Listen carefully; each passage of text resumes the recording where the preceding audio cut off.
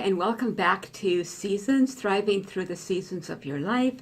And this is a YouTube devotional series based on my book by the same title. Today I'm going to begin with a disclaimer. The topic is His ways are not always pleasant. And I'm going to be using an illustration from my childhood to help with the concept that I'm talking about. And I'm going to be mentioning vaccinations. I am not against vaccinations, but I also understand it's a very complicated and difficult conversation, which I am not going to get into here. But the amount of vaccinations I received as a child is nowhere near the amount of vaccinations that most doctors want to give children today. So with that as a caveat, let's begin. His paths are not always pleasant. When I was a child, the one person with whom I felt most secure often led me into places I didn't want to go. I remember placing my trusting little hand in my mom's soft grip and walking with her into the doctor's office. The same mother who soothed me and nurtured me was the mother who led me straight into the examining room, sat me on the table and rolled up my sleeve. She allowed that mean old doctor to poke me with a sharp needle. I felt betrayed. How could she do such a thing? It just wasn't fair. Then there was the physiotherapy she made me go through week after week. That painful stretching of weakened muscles, the fatiguing weights, and the exhaustion that followed after. All of this caused me to miss the fun of playing with the other kids on the block. What a hard taskmaster she was. Why did I have to work when everyone else got to play? It just wasn't fair. I now see her wisdom and her kindness. I see those nasty sharp needles inoculated me from the fate of a classmate sister who lost her life due to an epidemic of measles that went through our city. Decades after the grueling years of physical therapy, I am still walking, albeit a little bit shakily. I developed muscle strength and tone that the doctor said would have never been possible without physical therapy. I can only assume that my mother did some internal wailing of her own as she held me still for those vaccines long ago. More than likely, her heart ached as I spent weeks in hospital and then underwent months of physical therapy as a 10-year-old.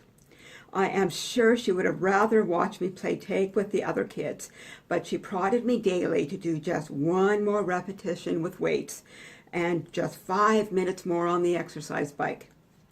Because she loved me, she knew she would have to lead me places that would cause me moments of pain.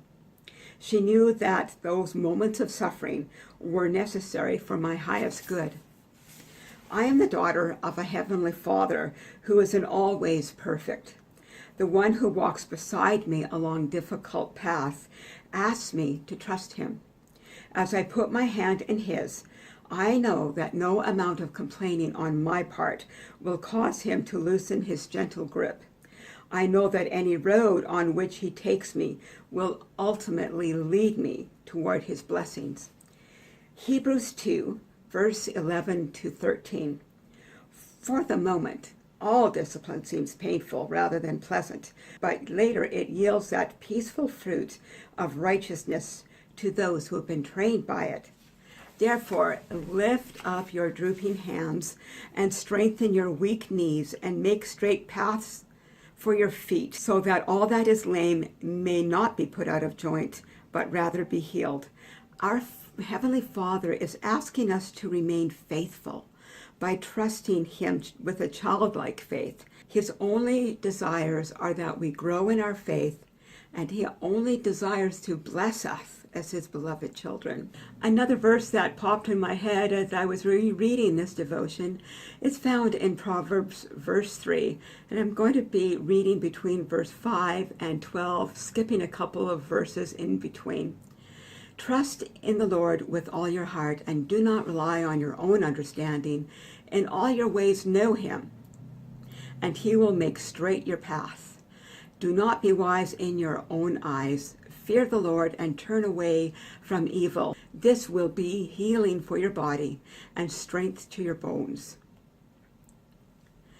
Do not despise the Lord's instruction, my son, and do not loathe his discipline, for the Lord disciplines the one he loves, just as a father disciplines the son in whom he delights.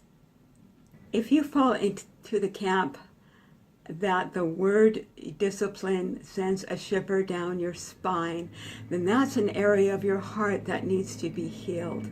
Spend some time with the Lord and ask him to show you his heart towards you.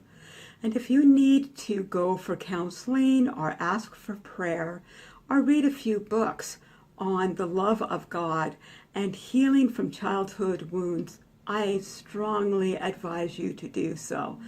I myself have gone through extensive counseling because of childhood wounds.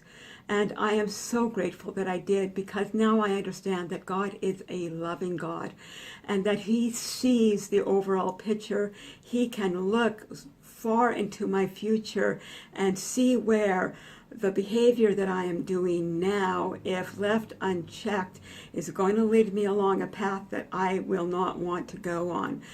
And so his correction gently leads me away from a path that would bring damage not only to myself in the future, but would also harm those around me.